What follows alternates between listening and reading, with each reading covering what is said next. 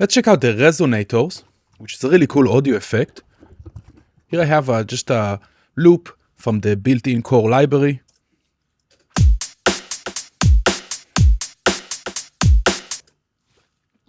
And I'm going to load resonators on it.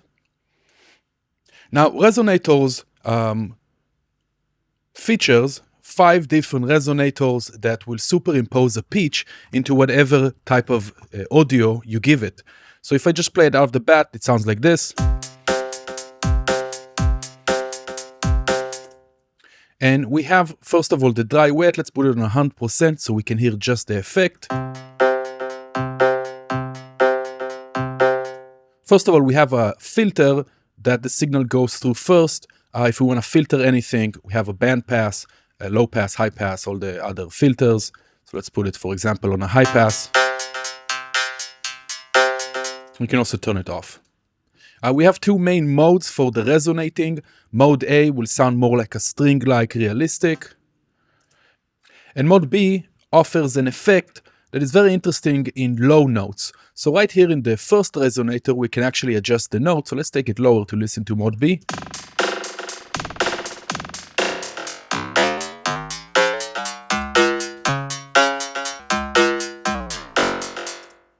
And this is kind of similar to an old school stretching you can find, for example, in the Impulse device.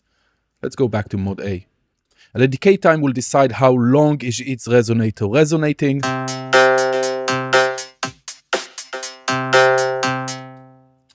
And if constant is on, all the different pitches will be the same length, the same decay time. If it's off, lower notes will have longer decay time.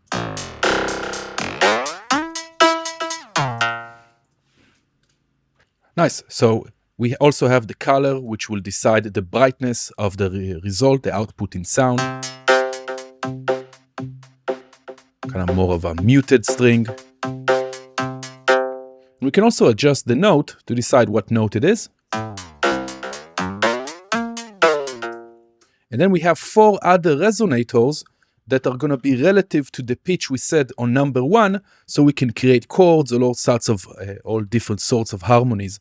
So let's create, for example, a major chord. So if you know the numbers 4, 7, let's do a major 7th, 11. Let's do a major 9, 14.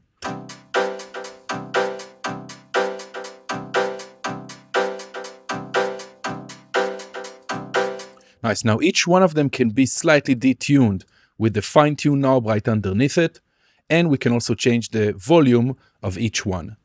Resonator 2 and 4 will go to the left channel, resonator 3 and 5 will go to the right channel, and if you take down the width knob, it will collapse them into mono. Nice, and of course we have the output gain if you want to boost or lower the gain. Now a very cool trick you can do if you want to control it musically is you can map it to your MIDI controller. The range here of the note is all the way from C-1 to C5. So I'm going to go to MIDI mapping mode, Command or Control M. And on my keyboard, I'm going to go down an octave. Let's go down 2 more.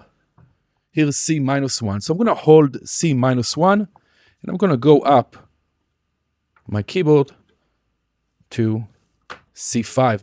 So while I hold in C1, I'm going to click on C5 and now it mapped that range. I can exit MIDI mapping mode. Let's go out.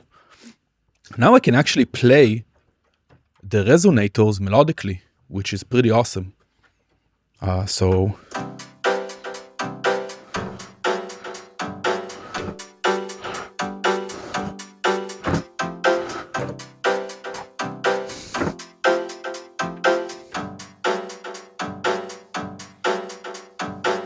Resonators, really cool effect, can superimpose a pitch or harmony on any sound you give it, like this example with drums.